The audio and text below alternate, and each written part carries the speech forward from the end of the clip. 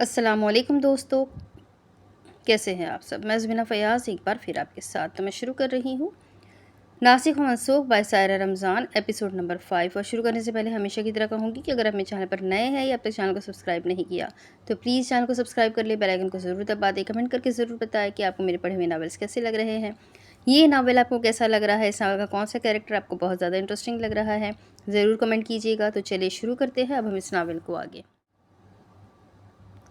یہ منظر ملتان کے ایک 3 منزلہ گھر کا ہے جس میں دوپہر کی دھوپ اتر رہی تھی، باقی سارے میں خاموشی کا عالم تھا، مگر لانچ میں مسلسل کہکہوں کی گونج تھی۔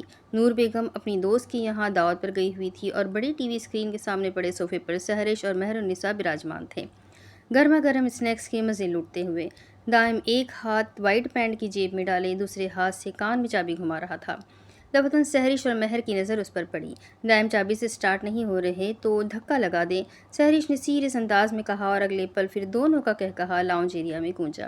وہ وائٹ پینٹ اور نیوی بلو ٹی شرٹ میں ملبوس تھا۔ سرسری نظر سحرش پر ڈالی، پھر پلیٹ میں سے ایک سموسہ اٹھاتے ہوئے بائیں جانب والے صوفے پر ڈھیسا گیا۔ بیک وقت دونوں نے ایک دوسرے کے چہرے پر دیکھا، پھر دائم کو کیا ہوا بھائی، آپ پریشان لگ رہے ہیں؟ مہر نے فکرمندی سے پوچھا۔ کچھ نہیں گرلز، تم یہاں انجوائے کرنا، میں آج رات 9 بجے کی ٹرین سے واپس لاہور جا رہا ہوں۔ کیوں بھائی، ہمیں یہاں آئے دن ہی کتنے ہوئے ہیں؟ مہر نے ہاتھ میں تھاما چائے کا کپ میز پر رکھا۔ ریلیکس مہر، بس میں جا رہا ہوں، کہا تھا نا، التمش بھائی سے آزادی ملنا میرے لیے ناقابل یقین تھا، اس نے واپس بلا لیا ہے، مجھے جانا ہوگا تو میرا سامان پیک کر دو۔ وہ اب ٹی وی اسکرین کی طرف دیکھ رہا تھا، توجہ سحرش کی طرف تھی۔ کیا وہ اسے ایک بار بھی نہیں کہے گی کہ دائم مت جاؤ؟ نام دیکھو دائم سلطان، بس نام کی ہی سلطان رہنا، تم ہو تو اس التمش کے غلام ہی نا۔ بائی دی وے، مجھے یاد آیا، مجھے التمش کا کانٹیکٹ نمبر مل سکتا ہے؟ پھر نظر پھیر کر سحرش کی طرف دیکھا۔ محبوب کے منہ سے اس کے محبوب کی باتیں، اف خدایا! وہ میرا باس ہے سحرش، میں اس کے لیے کام کرتا ہوں، اس کا غلام نہیں ہوں۔ یہاں ہر شخص کسی نہ کسی کے لیے کام ضرور کرتا ہے، چاہے وہ جتنے مرضی بڑے عہدے پر ہی کیوں نہ ہو۔ چہرے کے تاثرات سنجیدہ رکھنے کی کوشش ادھر حقیقت بات کو پلٹنا چاہتا تھا، وہ کبھی نہیں چاہے گا کہ التمش سے اس کا رابطہ ہو۔ اوہ ریئلی کام؟ تم یہ کیوں نہیں کہتے کہ تم اپنے باپ کے کرموں کی سزا بھگت رہے ہو؟ نہیں؟ اس نے ایک بار پھر بے بسی سے سحرش کو دیکھا۔ وہ اسے کیسے بتائے کہ وہ ٹھیک کہہ رہی ہے، وہ بس نام کا ہی سلطان ہے۔ سحرش پلیز ایسے مت کہو، اور بھائی سے پیار سے بات کرو۔ ایک سناٹا چھا جانے کے بعد مہر نے کہا تو سحرش غصے سے پیر پٹکتے اٹھ کھڑی ہوئی۔ کوئی بات نہیں دائم، میں ویسے بھی تم سے کوئی احسان نہیں لینا چاہتی، میں خود ہی التمش کا کانٹیکٹ نمبر لے لوں گی، تمہارے احسان کی ضرورت نہیں ہے مجھے، اس نے کہا اور سیڑھیوں کی طرف بڑھ گئی۔ آپ سحرش کو بھول جائے بھائی، وہ التمش سے محبت کرتی ہے، دن رات وہ اس کا کتنا ذکر کرتی ہے یہ مجھ سے پوچھے۔ پلیز بھائی، آپ بہتر ڈیزرو کرتے ہیں ایک خالص محبت۔ صوفے پر پاؤں دو زانوں کی یہ مہر کی آنکھیں نم تھیں۔ دائم سر جھکائے سنے گیا۔ میرے حصے میں ہمیشہ بٹی ہوئی محبتیں آتی ہیں، میں سحرش کی محبت میں ذرا بھی حصے داری برداشت نہیں کر سکتا۔ اگر وہ اس کو پسند کرتی ہے تو کوئی مسئلہ نہیں، سحرش میرا لاسٹ آپشن نہیں ہے، میں آگے بڑھ سکتا ہوں سحرش کے بغیر بھی۔ کھڑے ہوتے ہوئے اس نے کہا، موبائل پر ٹائم دیکھا، 7:45 ہو رہے تھے، اسے لاہور کی واپسی کی تیاریاں کرنی تھیں۔ وہ اب سیڑھیاں چڑھ رہا تھا، دفعتاً اس کی آنکھوں کے سامنے ایک لمبے بالوں کی چوٹی کیے لڑکی کا چہرہ واضح ہوا۔ دائم کے لبوں پر بے اختیار مسکراہٹ آئی اور اس کے لبوں سے نکلا، حریم۔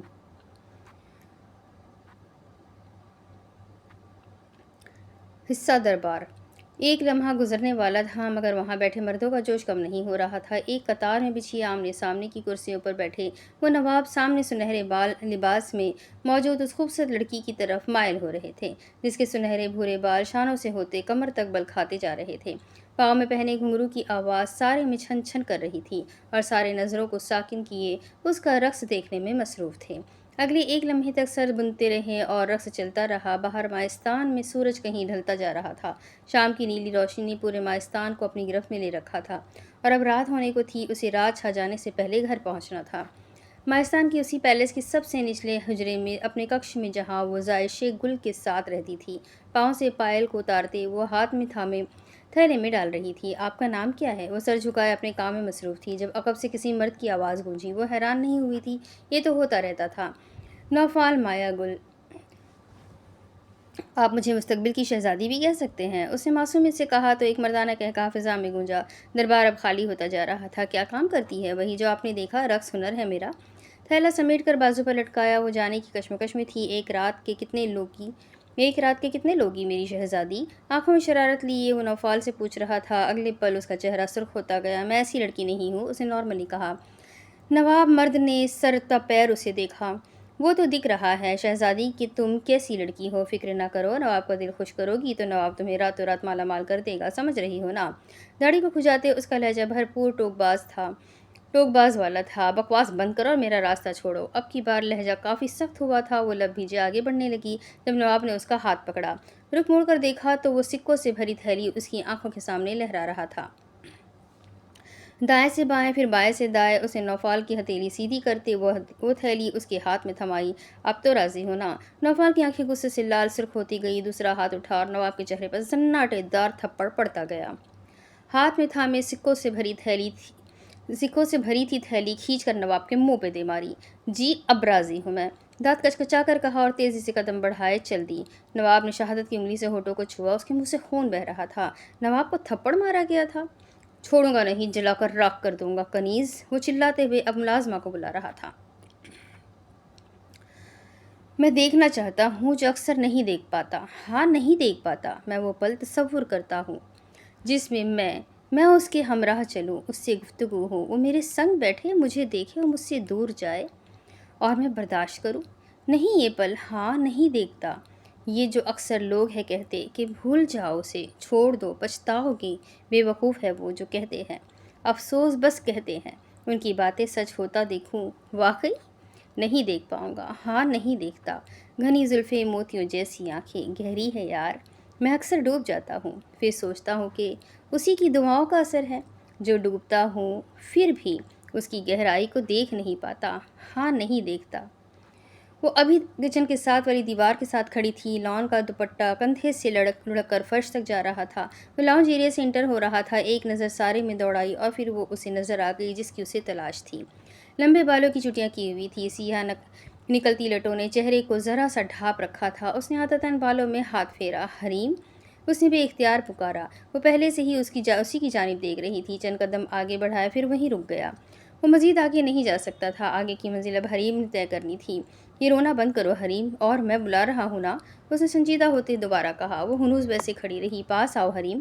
اب کی بار وہ تقریباً چلایا تھا۔ چاہتے کیا ہیں آپ؟ پاس آؤ پھر بتاتا ہوں، ریلیکس ہو کر کہا۔ غلام نہیں ہوں آپ کی، بیوی ہو تم میری، اب آ رہی ہو یا میں خود آؤں؟ حریم کی آنکھ سے رکا ہوا آنسو نکلا اور بہہ نکلا۔ بیوی؟ ہاں ایسا ہی تو تھا، حریم تو اس کی بیوی تھی۔ وہ بغور اس کے چہرے کو دیکھ رہا تھا اور وہ آہستہ آہستہ آگے بڑھ رہی تھی۔ رفتہ رفتہ اس کی جانب اگر وہ اس کے چہرے سے نظر ہٹا کر ایک بار اس کے پاؤں پر نظر دوڑاتا تو شاید اس سے اندازہ ہو جاتا کہ اس میں چلنے کی سخت نہیں ہے۔ پھر دو قدم وہ آگے بڑھا اور اب وہ سسک سسک کر رو رہی تھی۔ حریم تم رو رہی ہو؟ نہیں، سر بنا رہی ہوں۔ اس کے جواب پر مسکرایا۔ تھوڑا عجیب تھا پر اچھا تھا۔ یہ سر تو بالکل بھی اچھا نہیں ہے۔ اچھا چلو ٹون چینج کرو۔ حریم نے اس کے جواب پر سر اٹھایا۔ ان کے درمیان اب کوئی فاصلہ نہیں تھا۔ التمش، ایک حسرت سے اس کا نام پکارا گیا۔ میں قربان، اس نے بھی اتنی محبت سے کہا اور حریم کا صبر کا دامن چھوٹ گیا۔ بازو پھیلائے وہ اس کے سینے سے لگی اور پھوٹ پھوٹ کر رو دی۔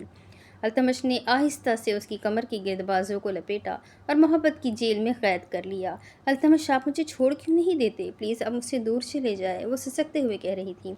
پاگل لڑکی، گلے لگ کے کون کہتا ہے کہ دور چلے جاؤ؟ وہ زخمی سا مسکرایا۔ کتنی عجیب بات ہے نا، بعض اوقات انسان کے پاس سب کچھ ہوتا ہے مگر وہ ایک محبت کا محتاج ہو کر رہ جاتا ہے۔ انسان کے پاس زندگی میں سارے آپشن موجود ہوتے ہیں لیکن جب بات محبت کی ہو تو سارے آپشن رد، یا تو محبت یا تو کچھ بھی نہیں۔ اور اب زاروں قطار رو رہی تھی۔ وہ ہولے سے اس کی پیٹھ تھپ تھپا رہا تھا۔ برہان کو کچھ نہیں ہوا حریم، وہ ٹھیک ہے، بس گھر آنے ہی والا ہوگا۔ پھر بھی تم اس طرح رو رہی ہو کیوں؟ وہ لمحے بھر کو رکا۔ حریم چپ رہی۔ حریم کو خود سے الگ کرتے ہاتھوں سے اس کے آنسو سے تر چہرے کو تھاما۔ اچھا دیکھو حریم، میں جانتا ہوں تمہیں مجھ پر بھروسہ نہیں ہے، اچھا نہیں ہے تو نہ صحیح مگر۔ وہ گردن جھکانے لگی تو التمش نے دائیں ہاتھ کی انگلی سے اس کی تھوڑی اوپر کی جانب اٹھائی اول تو میں تمہارا شوہر ہوں حریم، تم نہیں مانتی وہ الگ، دوسرا میں تم سے محبت کرتا ہوں، تم نہیں مانتی وہ الگ، تیسرا تمہاری خاطر سب قربان کر دوں گا، کوئی تکلیف اب تمہیں نہیں چھوئے گی، تم میری بیوی ہو، تمہاری حفاظت مجھ پر فرض ہے، میں اپنے سارے فرض نبھاؤں گا حریم۔ تم نہیں مانتی وہ الگ، نہیں مانتی تو نہ صحیح، میں یہ سب کرتا ہوں، کرتا رہوں گا، نہ تو بار بار بتلاؤں گا اور نہ جتلاؤں گا، فقط کر کے دکھلاؤں گا، وہ دو ٹوک انداز میں التمش نے کہا، اور وہ اس کے چہرے پر نظر گاڑے سنے گئی۔ وہ اب اسے کندھوں سے تھامنے لگا تھا۔ چھوڑے مجھے، ہاتھ مت لگائے، وہ چلائی اور اس کے ہاتھوں کو جھٹک دیا۔ تم ڈائریکٹ میرے سینے سے آ لگی، میں نے کچھ نہیں کہا، میں نے کچھ کہا نہیں نا، اور میں تمہیں ہاتھ بھی نہ لگاؤ، فین تم عمران خان کی ہو، پھر بھی نا انصافی کرتے، ذرا شرم نہیں آ رہی تمہیں، اس نے کہا اور دوبارہ آگے بڑھ کر اس کا ہاتھ تھام لیا۔ پلیز التمش بس کر دیں، میں مانتی ہوں کہ میں آپ کے نکاح میں ہوں، لیکن آپ کو یہ بات ماننی ہوگی کہ آپ مجھے تکلیف دینے کے علاوہ کچھ نہیں کر سکتے، پلیز چلے جاؤ، ہمیشہ ہمیشہ کے لیے چلے جاؤ پلیز، وہ آخر میں دوبارہ سے چلائی۔ چلا جاؤں گا پر تمہیں اپنے ساتھ لے کر، اس کا انداز ضدی تھا۔ آؤچ، پاؤں میں درد کی ٹھیس اٹھی شدت سے۔ اوہ شٹ حریم، یہ کیا، تمہارے پاؤں سے تو خون نکل رہا ہے، تم ادھر بیٹھو۔ اگلے پل چیئر اس کی جانب کھسکائی، وہ اب پھر سے رو رہی تھی۔ وہ دوڑ کر لیونگ روم کی طرف گیا، فرسٹ ایڈ باکس لیے واپس لاؤنج ایریا کی طرف آیا۔ کتنی لاپرواہ ہو تم، کب سے اس چوٹ کے ساتھ کھڑی ہو، بتا نہیں سکتی تھی تمہارے پاؤں سے اتنا خون نکل رہا ہے، لاؤ میں مرہم لگا دیتا ہوں۔ التمش اور اس کا حریم کے لیے مصنوعی غصہ۔ پلیز التمش چلے جائیں مجھے چھوڑ کر، اچھا بکواس بند کرو، کتنا بولتی ہو تم۔ روئی سے وہ بہت آرام سے اس کے زخم کو صاف کر رہا تھا، مانتے نہیں ہے میری بات؟ حریم کا لہجہ پھر سے بلند ہوا، مگر اسے پرواہ نہیں تھی، وہ اپنے گھٹنے پر اس کا پاؤں رکھے اس کا زخم صاف کر رہا تھا۔ کیوں کہتی ہو ایسا، کیوں چاہتی ہو کہ میں تم سے دور چلا جاؤں، ذرا ترس نہیں آتا تمہیں مجھ پر؟ وہ اب زخم پر پٹی چڑھا رہا تھا، پھر سر جھکائے باکس میں کچھ تلاش کرنے لگا۔ کیونکہ مجھے آپ سے محبت ہے۔ التمش کے ہاتھ جہاں تھے وہیں رک گئے۔ اور میں آپ کو تکلیف میں نہیں دیکھ پاؤں گی، اور آپ کا میرے ساتھ ہونا مطلب، پلیز سمجھے التمش، وہ ہم دونوں کو مار دے گی، مجھے آپ بہت عزیز ہے۔ دونوں ہاتھ منہ پر رکھے پھوٹ پھوٹ کر رو دی۔ وہ اسے واقعی عزیز تھا، بس اتنی سی بات؟ التمش نے سر اٹھایا، بالوں میں ہاتھ پھیرا۔ اتنی سی بات پر کہوں گی کہ میں تمہیں چھوڑ کر چلا جاؤں، اتنی سی بات پر کہوں گی کہ میں تمہیں چھوڑ کر چلا جاؤں، باپ کا مال سمجھ لیا ہے کیا؟ باپ پر نہیں جاتے التمش، انگلی دکھاتے حریم نے تنبیہ کی۔ اچھا سوری جان، نہیں جاتا، لیکن تم فکر نہ کرو، وہ اتنا بڑا مسئلہ نہیں ہے حریم، اپنے جیتے جی میں تمہیں کچھ نہیں ہونے دوں گا، التمش تمہاری خاطر ناسخ بن جائے گا، ہر درد تکلیف اور غم کو منسوخ کر دے گا۔ یہ التمش مرزا کا اپنی بیوی حریم مرزا سے وعدہ ہے کہ یہ اشارہ پاؤں کے زخم کی طرف کیا، یہ آخری زخم اور تکلیف ہے حریم، ٹرسٹ میں سب ٹھیک کر دوں گا۔ وہ بہت محبت سے کہہ رہا تھا۔ حریم نم آنکھوں سے مسکرا دی۔ آئی ہیٹ یو التمش، حریم نے کہا۔ آئی لو یو ٹو میری جان، التمش نے کہا اور سر آگے کو جھکایا، اس کے ماتھے پر لب رکھ دیے۔ پیچھے ہٹے التمش، زحل دیکھ رہی ہے۔ دیکھنے دو، یہی تو چاہتا ہوں، وہ بڑبڑایا۔ دوسری طرف تم انسپکٹر میلبر کے کیس میں پھنس نہ جاؤ، اسی ڈر سے جا رہی ہو نا؟ شٹ اپ، میں کسی سے نہیں ڈرتی، اس نے غصے سے کہا۔ کبرڈ میں سے کپڑوں کو نکالتے ہوئے وہ پرسکون دکھ رہی تھی۔ آسٹریلیا کی ایک لمبی نیلی عمارت کا کوئی 10واں فلور تھا، جس کے ایک چھوٹے سے کمرے میں وہ دونوں موجود تھے۔ جزک اداس دکھ رہا تھا۔ میں پاکستان جا رہی ہوں، مر نہیں رہی جو تم صبح سے ماتم مناتے پھر رہے ہو، اینڈ جزک پلیز سمجھو، تمہیں تو خوش ہونا چاہیے کہ مجھے میری منزل مل گئی ہے، میں در بدر بھٹکنے والی آوین اپنے وطن لوٹ رہی ہوں، وہاں میرے اپنے ہیں، ہاں وہ شاید مجھے نہیں جانتے مگر جان جائیں گے، اور سر جھکائے پھر سے سامان پیک کرنے لگی۔ ان فضاؤں کو سونگھتے ہی مجھے پتہ لگ گیا تھا کہ تم آج مجھے چھوڑ کر جا رہی ہو، آواز میں کچھ حد تک شکوہ تھا۔ یہ سونگھ کر پتہ کرنے والی، یہ جو تمہاری کتوں والی حصہ نا، اس کا اندازہ مجھے پہلے ہی تھا۔ وہ اداسی کا مظاہرہ کرتے چھوٹے سے ٹی وی لاؤنج میں آ بیٹھا۔ کیا کوئی ایسا قانون نہیں ہے کہ جب ہمارا پسندیدہ شخص ہمیں چھوڑ کر جانے لگے تو ہم کسی کیس کے تحت اسے روک سکے؟ نہیں آوین، تو کسی سے ڈرتی بھی نہیں، اف، جزک نے دل میں سوچا۔ وہ ایک شارٹ شرٹ اور بلیک کھلے ٹراؤزر میں ملبوس کمرے سے باہر نکلی۔ وہ باب ہیئر کٹ والی وہ معصوم سی لڑکی جو اب 18 سال کی ہو چکی تھی، وہ اب لاؤنج میں انٹر ہو رہی تھی۔ جزک، میں بھی تمہیں چھوڑ کر نہیں جانا چاہتی، تم نے مجھے بہت سپورٹ کیا ہے، اتنا کہ شاید کسی بھائی نے آج تک اپنی بہن کو کیا ہو۔ وہ اسی پل جزک کے دل میں اٹھتے جذبات کسی جھاگ کی صورت بیٹھتے چلے گئے۔ مجھے یقین ہے اگر میرا کوئی بڑا بھائی ہوتا تو وہ بھی مجھ سے اتنی محبت کرتا اور اتنا ہی خیال رکھتا جتنا تم نے رکھا ہے۔ رزق نے گہری سانس لی، وہ صحیح کہہ رہی تھی۔ کہاں وہ 28 سال اور کہاں وہ 18 سالہ آوین۔ خیر، جذباتوں پر انسان کا اختیار نہیں چلتا۔ وہ اٹھ کھڑا ہوا، چند قدم آگے بڑھا۔ آؤ تمہیں ایئرپورٹ تک چھوڑ دوں، کبھی بھی میری ضرورت پڑے تو یاد ضرور کر لینا، میں بغیر کسی سوال کے حاضر ہو جاؤں گا۔ چہرے پر اب بھی اداسی تھی۔ کیا تم میرے بعد یہاں آسٹریلیا میں رہو گے؟ سرسری سے پوچھا۔ جس مقام پر محبوب شخص سے جدائی ہوئی ہو وہاں رہنے کا مطلب ہے روز مرنا، اور میں تمہارے بغیر تمہارے لیے روز نہیں مر سکتا۔ تم میرے سامنے رہتی تو مرنا قبول ہوتا۔ اس نے دل میں سوچا، کہا پھر بھی نہیں۔ محبت سے کہیں زیادہ مشکل ہوتا ہے محبت کا اظہار کرنا۔ پتہ نہیں، نہیں سوچوں گا، نہیں پتہ، نہیں سوچوں گا، اس نے بہانے سے جواب دیا اور نم آنکھوں سے آگے بڑھ گیا۔ مقام مائستان، حصہ ککش، کمرہ۔ نیلے رنگ کے لمبے گاؤن میں ملبوس وہ آئینے کے سامنے کھڑی اپنی لمبی زلفوں کو سلجھا رہی تھی۔ زائشہ گل ایک لمبے سفید کپڑے پر کوئی پیوند لگا رہی تھی اور مون ہیگل زائشہ گل کے سامنے بیٹھا ان سے محو گفتگو تھا۔ زائشہ، اسے کہو نا رقص کرنا بند کر دے، مجھے بالکل بھی اچھا نہیں لگتا کہ میری ہونے والی بیگم دربار کے نوابوں کی زینت بنے۔ آئینے کے سامنے کھڑی نوفال نے سر گھما کر اس کی جانب دیکھا۔ ہونے والی بیگم، یہ تم مردوں کو بیٹھے بٹھائے غلط فہمی کہاں سے ہو جاتی ہے؟ زائشہ گل نے نوفال کی بات پر اس کو گھور کر دیکھا۔ تمہیں یہ غلط فہمی لگتی ہے نوفال؟ وہ حیران ہوا۔ اس میں لگنے والی کون سی بات ہے؟ تم خود ایک چلتی پھرتی غلط فہمی ہو، منہ بسور کر کہا۔ تعجب، تعجب، بدتمیز لڑکی!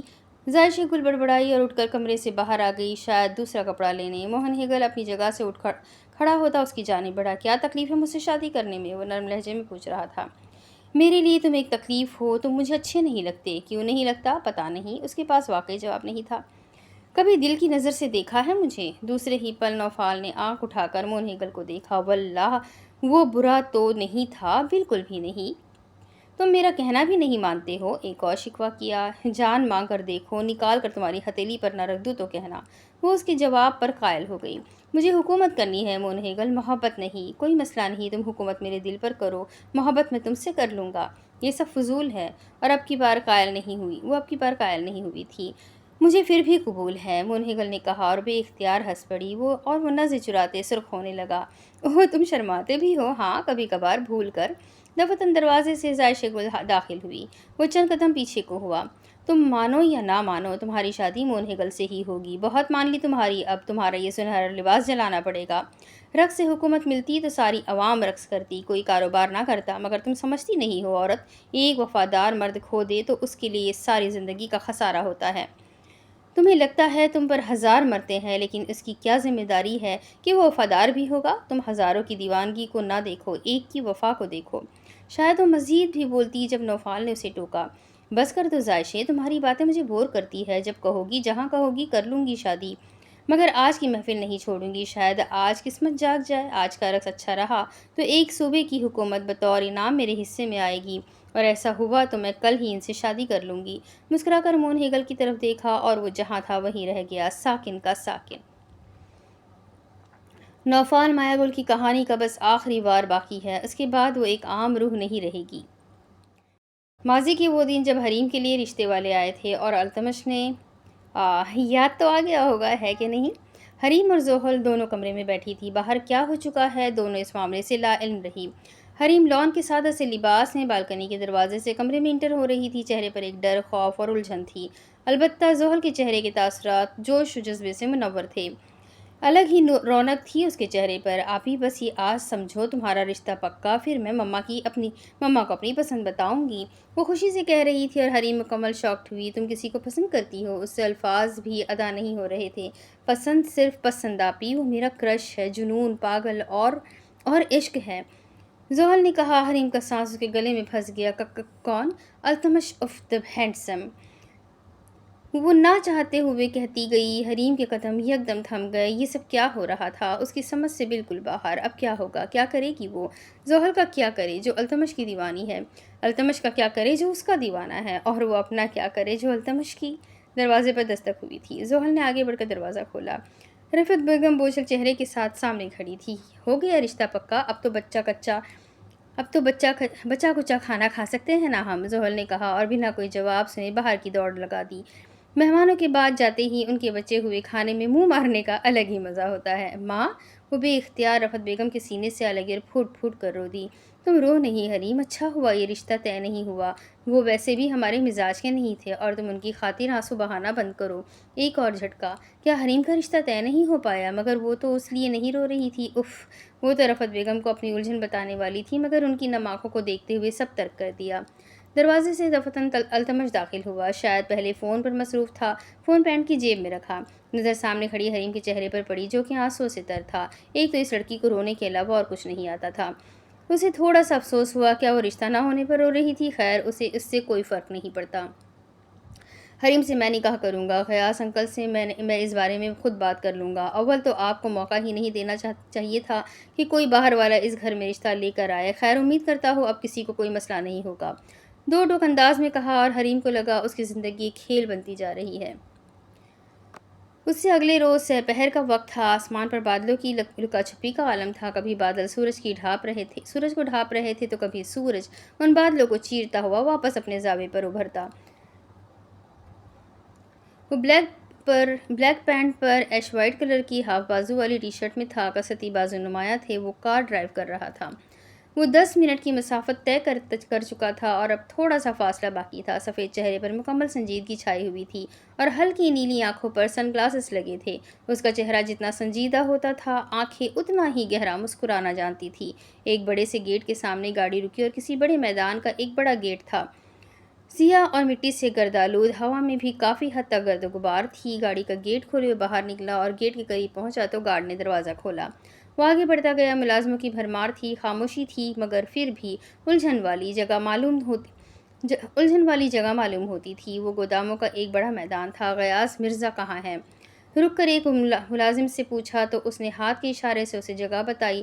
وہ آگے بڑھ گیا۔ چند قدموں کا فاصلہ طے کرنے کے بعد وہ اسے نظر آ گیا۔ وہ کسی پر چلا رہے تھے، سخت غصے میں۔ ایک کام کی جب ذمہ داری ہو تو چاہے سر بھی قلم ہو تو تمہارا حق بنتا ہے کہ بچے دھڑ کے ساتھ تم وہ ذمہ داری نبھاؤ۔ وہ اب بھی چلا رہے تھے۔ انکل، التمش نے پکارا۔ انگلی کے اشارے سے ملازم کو جانے کے لیے کہا، پھر التمش کی جانب متوجہ ہوا۔ اس کا چہرہ وہی بے تاثر، لیکن وہ مطمئن تھا۔ وہ جانتا تھا وہ کر لے گا اور وہ کر سکتا تھا۔ یہ اس کا اصول تھا، جو نہ ملے اسے چھین لے، پھر چاہے وہ دولت ہو، محبت ہو یا محبوب۔ تم آئے؟ خیریت؟ بھاری آواز تھی ادھیڑ عمر کے شخص غیاث مرزا کی۔ ضروری بات کرنی تھی آپ سے، کہیں بیٹھ سکتے ہیں؟ نہ چاہتے ہوئے بھی لہجہ نرم رکھا۔ گھر پر بھی تو ہو سکتی تھی۔ وہ اب اس سے آگے چلنے لگے۔ مگر مجھے گھر پر نہیں کرنی تھی۔ لہجہ سخت ہوا۔ تمہیں جو بات کرنی ہے وہ میں جانتا ہوں التمش، تم جو سوچتے ہو ویسا بالکل بھی نہیں ہوگا۔ وہ مڑے اور بلند آواز میں کہنے لگے، یوں گویا چلا رہے ہو۔ میں کبھی حریم کی شادی تم سے نہیں کر سکتا، اور میں کروں بھی کیوں؟ کیا تم لوگوں نے ہمیں منہ دکھانے لائق رکھا ہے؟ میرے بھائی کو مرے 6 ماہ نہیں ہوئے اور تمہاری ماں نے دوسری شادی کر لی۔ ارد گرد کے ملازم چلتے پھرتے ان کی طرف متوجہ ہو چکے تھے۔ آرام سے بات کریں، ملازموں تک آواز جا رہی ہے۔ پھر سے لہجہ نرم رکھا، نہ چاہتے ہوئے بھی۔ سننے دو، ان کو بھی تو پتہ لگے۔ تمہارے گھر کا ماحول اگر ہم تمہاری طرح زمیندار نہیں ہے، مگر تمہاری طرح بغیرت بھی نہیں ہے۔ غیاث مرزا باز نہیں آ رہے تھے۔ اور تم کس خوشی میں آج مجھ سے نرم لہجے میں بات کر رہے ہو؟ التمش نے بند مٹھیاں کھول لی۔